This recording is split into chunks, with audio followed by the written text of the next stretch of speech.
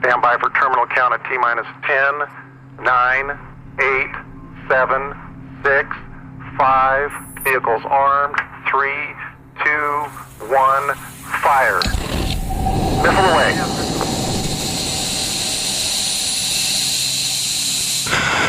Assalamualaikum warahmatullahi wabarakatuh. Kembali lagi dengan saya Muhammad Nufan Al-Farji. Di sini saya akan membahas tipe-tipe stealth berdasarkan tujuan penggunanya. Anda tentu sudah tidak asing lagi, bukan, dengan kata stealth. Stealth adalah sebuah objek yang berputar mengelilingi objek yang lebih besar. Secara umum, terdapat dua tipe stealth yang tersedia, yakni stealth alam dan stealth buatan. Stealth alam bisa kita contohkan seperti bulan yang mengitari bumi, sedangkan stealth buatan adalah objek yang dibuat oleh manusia dan diorbitkan ke angkasa mengitari bumi.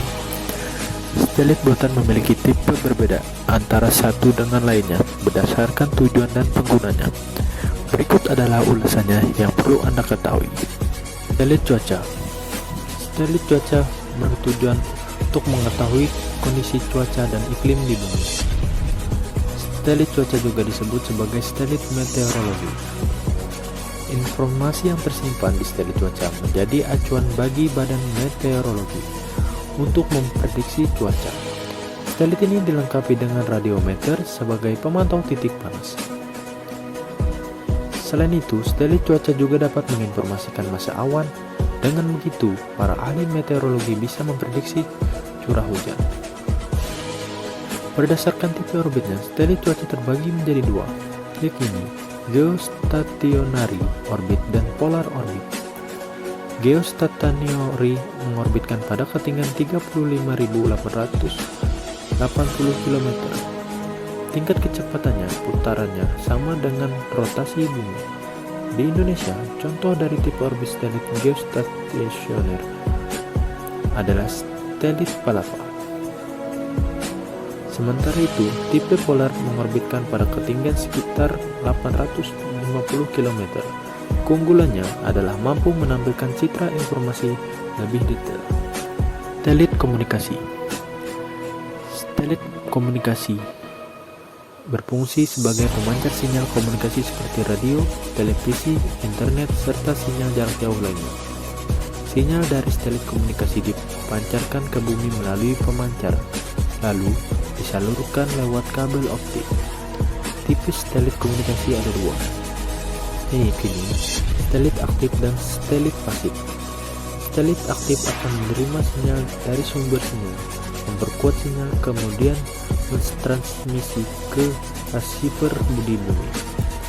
Stealth pasif hanya menerima sinyal elektromagnetik dari transmitter dan mengirimkannya kembali ke receiver untuk dipancarkan ke tujuan.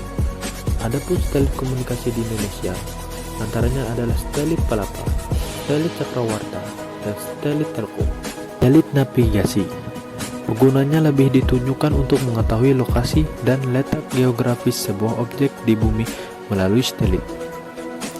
Biasanya digunakan untuk keperluan penerbangan, pelayaran, dan navigasi lainnya. Sistem navigasi stealth yang men-cover secara keseluruhan disebut Global Navigation Stealth System. Melansir dari laman NASA, Amerika Serikat meluncurkan stealth navigasi pertama kali pada tahun 1978 yang disebut dengan Navigation System with Timing and Ranging.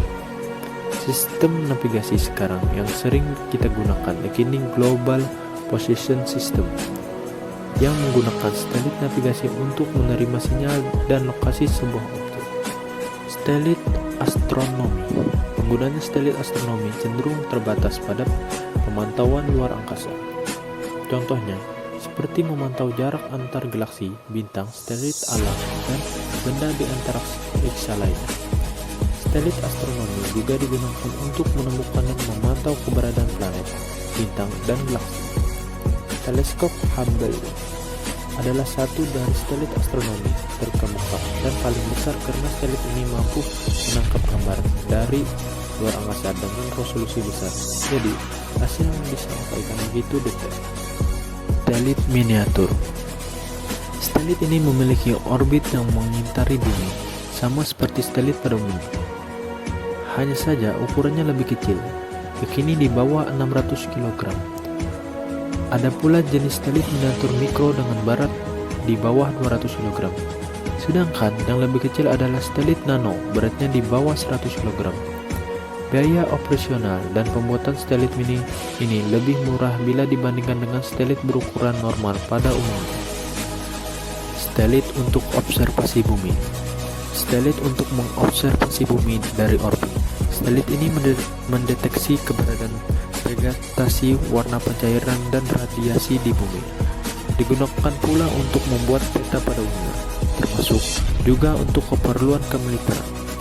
Stelit observasi bumi diantaranya adalah Proba 1, Proba 2, ERS-1, ERS-2, dan Environmental Stelit.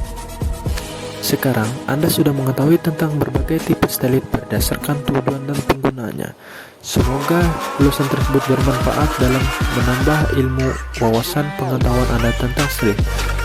Mohon maaf bila apa ada salah. Wassalamualaikum warahmatullahi wabarakatuh.